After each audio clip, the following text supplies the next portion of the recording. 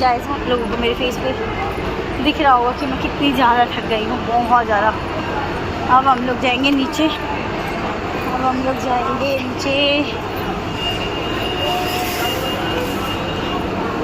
Guys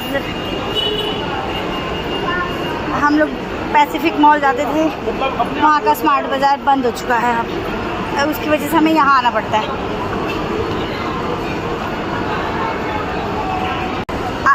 कोई बात नहीं, छोड़ो, वहाँ जाके रुक जाएगा।